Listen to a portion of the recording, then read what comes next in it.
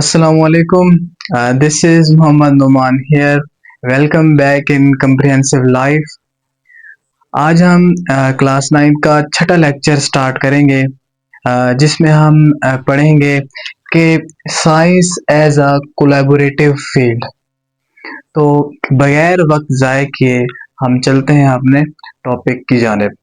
तो सबसे पहले आपको मैं एक चीज़ बताता चलूँ कि साइंस एक अलग मजमून नहीं है कि आप ये समझ लें कि साइंस सिर्फ एक सब्जेक्ट का नाम ही है। आपको याद होगा कि हमने शुरू में जो पहला लेक्चर मैंने अपलोड किया था उसमें मैंने साइंस के बारे में डिस्कशन की थी। तो साइंस एक इल्म है, इल्म का मजमुआ, मतलब बहुत से अलूम मिलकर जब एक जगह इकट्ठे हो जाएं उसको हम कहते हैं साइंस।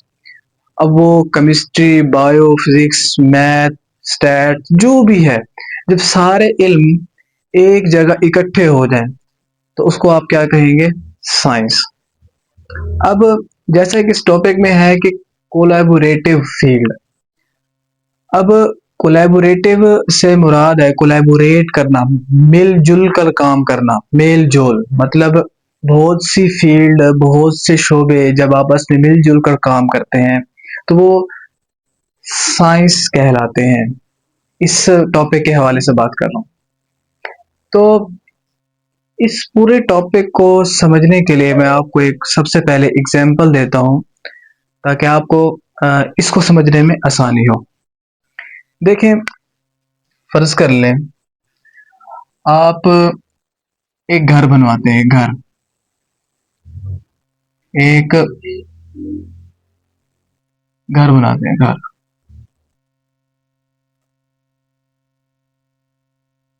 अब जब आप एक घर बनाते हैं तो मुझे बताएं, क्या आप सिर्फ एक आदमी के जिम्मे या एक इंसान के जिम्मे ये काम जिम्मे लगा दें कि भैया आपने घर बनाना है तो वो घर बन जाएगा? सिर्फ एक शोबे से ताल्लुक रखने वाला अगर शख्स हो तो ऐसा हरगिज नहीं है। आपको एक घर बनाने के लिए एक सबसे पहले तो एक मिस्त्री की भी जरूरत होगी, और उसके बाद आपको लकड़ी का काम करवाने के लिए एक वुड वर्क इंजीनियर की भी जरूरत पड़ेगी। सबसे पहली बात, आपको एक घर का नक्शा बनाने के लिए नक्शा बनाने वाले बंदे की भी जरूरत पड़ेगी, आर्किटेक्चर की भी जरूरत पड़ेगी आपको। इसके हवाले से अगर हम घर का रंग और रोगन देखें तो उसके लिए हमें भी एक इंसान की जरूरत पड़ेगी, पेंटर की, रंग और रोगन करे जो आके। इसके अलावा और बहुत सी चीजें हैं और बहुत सी शोबे, जैसे कि अगर आप लाइटिंग इंतजाम करेंगे तो उसके लिए आपको एक इलेक्ट्रिशियन की जरूरत पड़ेगी। तो देखिए, 5-6 बंदे मिलकर जब आपस में काम करते हैं तो तब जाके इनका घर फाइनल कंप्लीट होता है, तब जाके एक काम मुकम्मल होता है। खाली एक बंदे का काम नहीं है कि एक बंदा आ जाए और वो काम शुरू कर दो, काम खत्म हो जाएगा।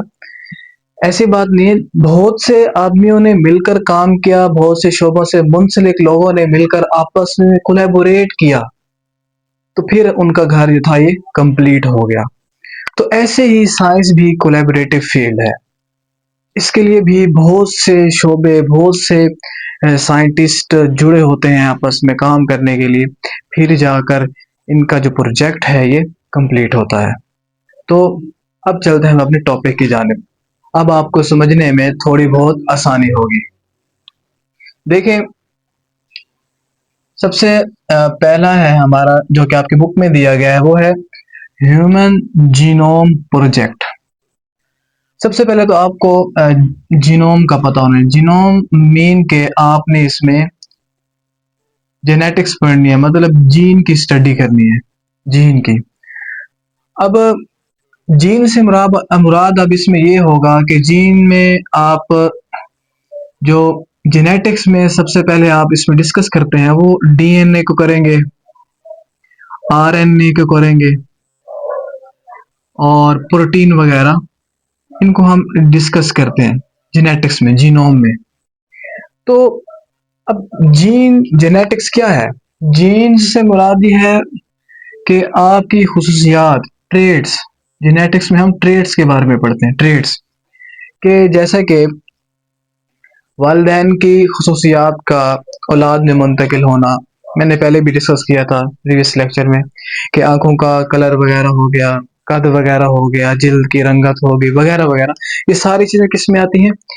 जीनोमिक जेनेटिक्स में ये ट्रेड्स को हम इसमें डिस्कस करते हैं।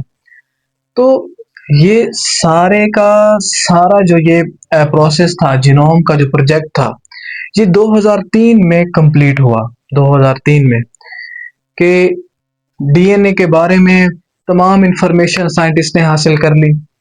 आरएनए के बारे में, प्रोटीन के बारे में, मतलब जितनी भी इनके इंटरनल जो इंफॉर्मेशन थी वो साइंटिस्ट ने हासिल कर ली। लेकिन एक बंदे ने ये काम नहीं किया। जो जीनोम प्रोजेक्ट 2000 में कंप्लीट हुआ था, वो एक शोबे से मुंसलिक रखने वाले लोगों ने ऐसा काम हरगिज नहीं किया। आपको यहाँ पे मैं एक दिलचस्प बात बता दूं कि डीएनए एक थ्रेड लाइक स्ट्रक्चर है, एक धागानुमा धागानुमा स्ट्रक्चर है डीएनए। अगर हम डीएनए को निकाल लें, एक इंसान में ट्रिलियंस डीएनए सेल्स होते हैं और हर सेल में डीएनए मौजूद होता है। तो अगर हम डीएनए को बाहर निकाल लें, और निकाल के, मैं आपको समझाने के लिए बता रहा हूँ, ये फर्जी तौर पे, हकीकत भी है फर्जी तौर पे, कि अगर हम डीएनए को निकाल लें और उसका जो धागा है अंदर, मटेरियल क्रोमेटिन मटेरियल बोला जाता है, या बाद में वो क्रोमोसोम वगैरह बनते रहते हैं, वो आगे की कहानी है। फिर आप समझें कि डीएनए को अगर हम बाहर निकाल लें और उसका जो धागा होगा, धागा, उस धागे को आपस में गांठ दे दें, मतलब जोड़ते जाएं, उस धागे को गिरह लगाते जाएं कि एक धागा अगर इतना निकला है तो दूसरे को भी इसके साथ अटैच कर दें।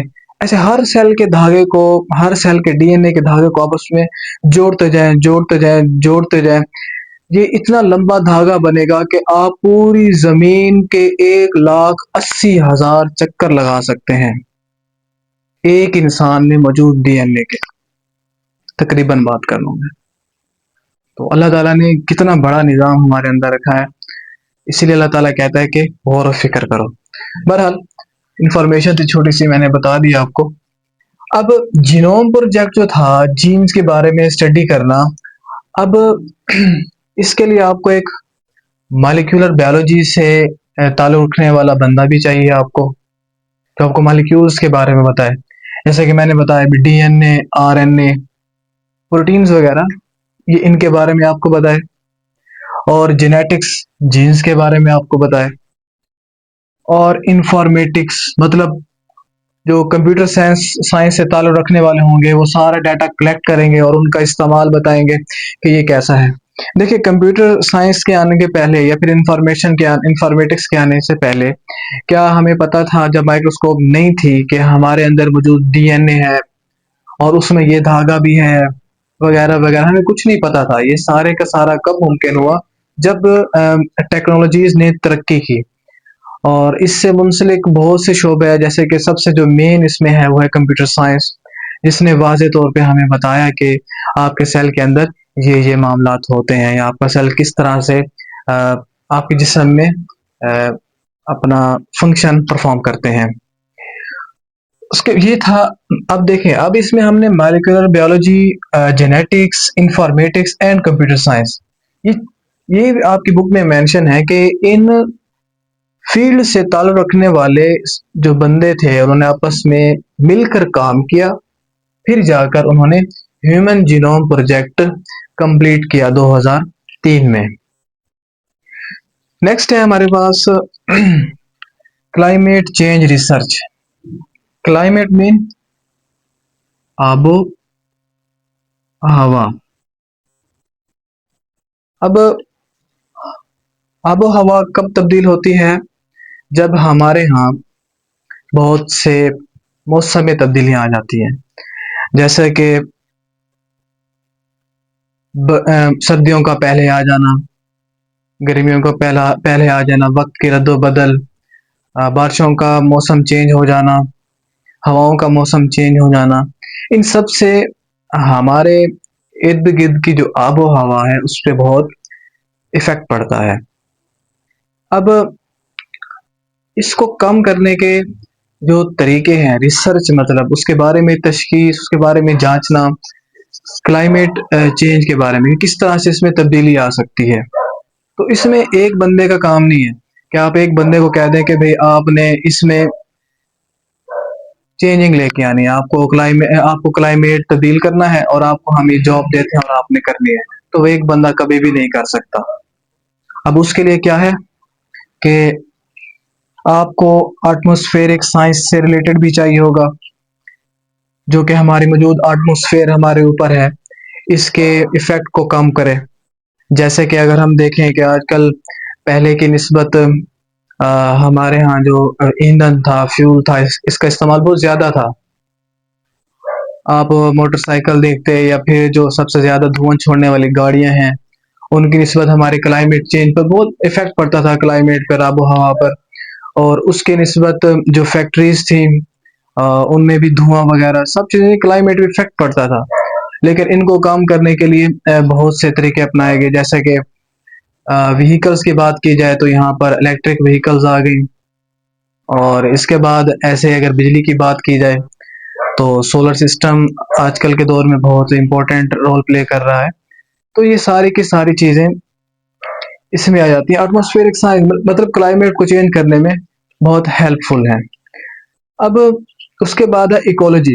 इकोलॉजी में मुराद ये है कि आपको इकोसिस्टम के बारे में पता होना चाहिए।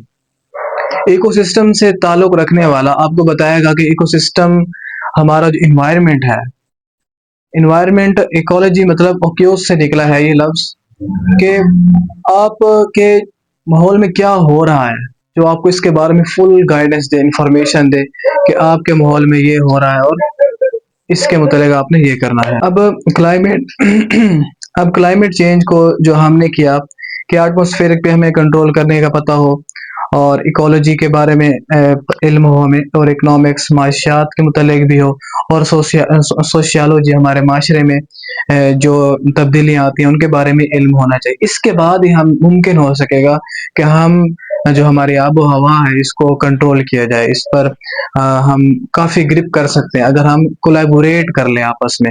अगर ये शोबा आपस में कोलैबोरेट करेंगे तो हमारी जो क्लाइमेट चेंज होगी ये तब्दील हो सकती है। देखें पहले के दौर में गाड़ियों का सफर नहीं था, फ्यूल का जो खर्च था बहुत कम था, लोग पैदल सफर करते थे। लेकिन इन सब की वजह क्या है कि जब पॉपुलेशन बढ़ेगी तो ये सब चीज़ें भी बढ़ेंगी, लेकिन माहौल के साथ एडजस्ट होना पड़ता है, उसके लिए बहुत से तरीके निकल आते हैं। तो इनमें से एक ये भी है। थर्ड है हमारे पास मेडिकल रिसर्च।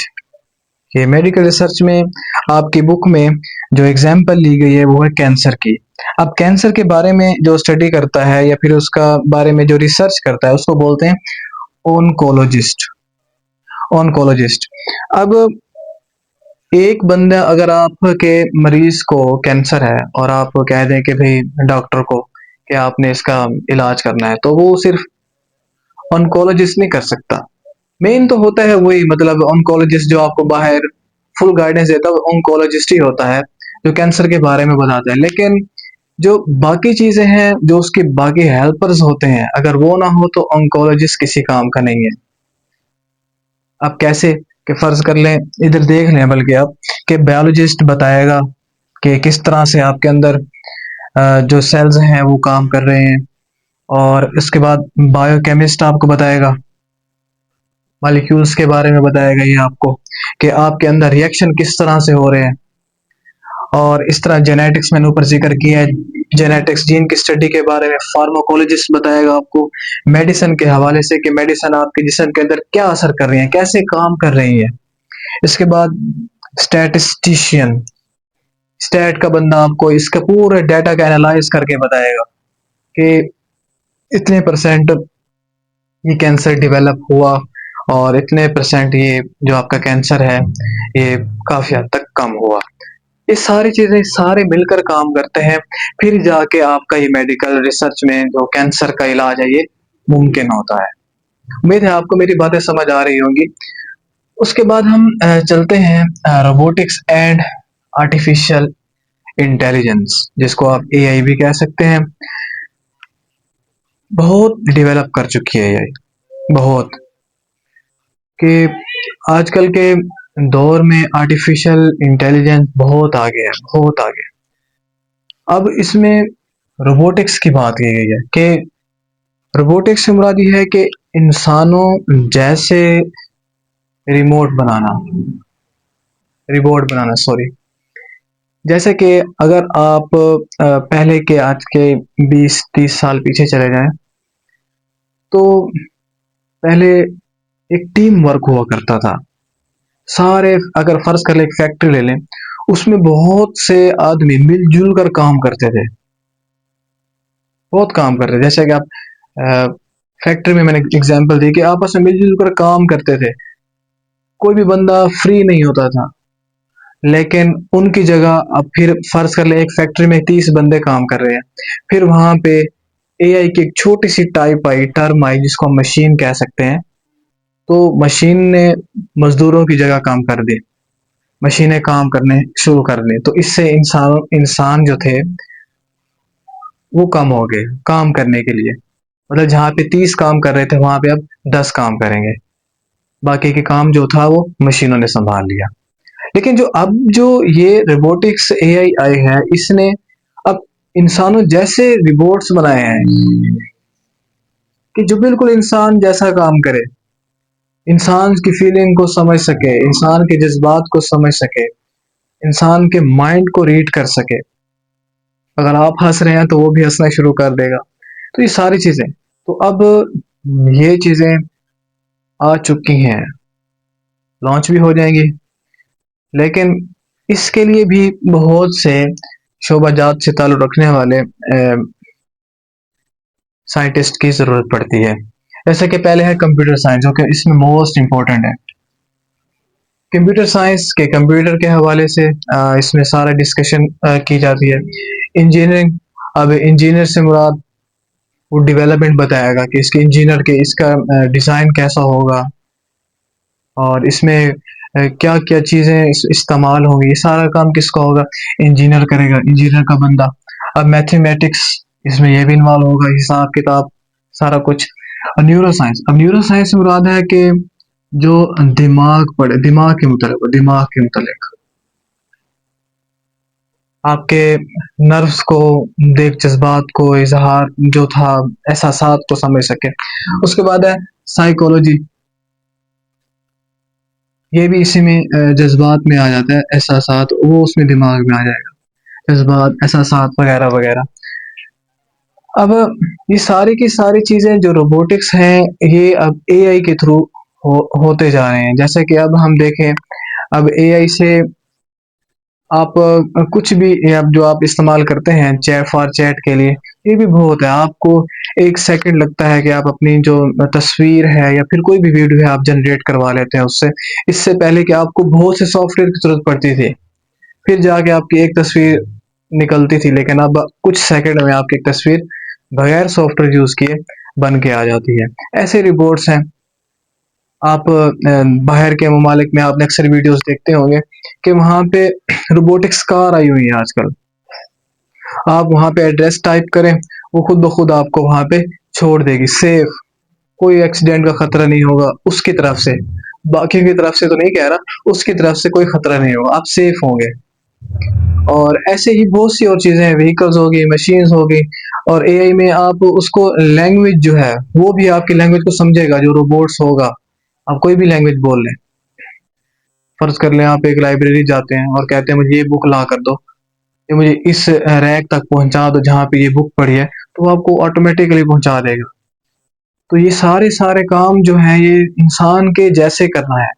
अब इसमें एक बंदा नहीं कर सकता, इसके लिए मैंने पहले कहा है कि आपको कंप्यूटर साइंस से बंदा चाहिए, इंजीनियर चाहिए, मैथमेटिशियन चाहिए, न्यूरो साइंस चाहिए, साइकोलॉजिस्ट चाहिए, वगैरह वगैरह। तब जाके आपको रोबोटिक्स और एआई जो था, आर्टिफिशियल इंटेलिजेंस है, ये कंप्लीट होता है।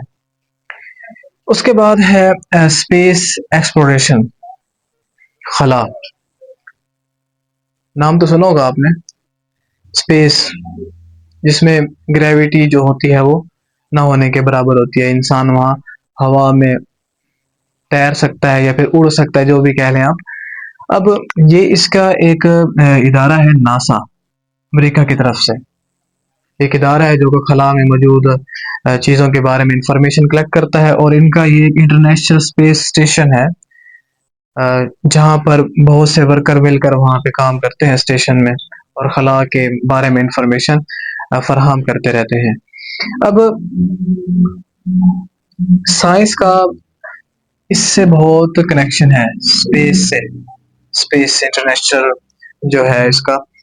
अब इसके लिए जो स्पेस है, अब इसके लिए भी एक बंदा नहीं जाएगा, एक बंदा इन्वॉल्व नहीं होगा इसमें भी आपको एस्ट्रोफिजिक्स, स्टार्स, सन वगैरह के बारे में जो इल्म रखते हो उसका भी आप फिजिक्स, जैसे मैंने ग्रेविटी का जिक्र किया कि किस तरह से आप फिजिक्स के कवानीन को इस्तेमाल करके वहां पे अपने आप को एडजस्ट कर सकते हैं।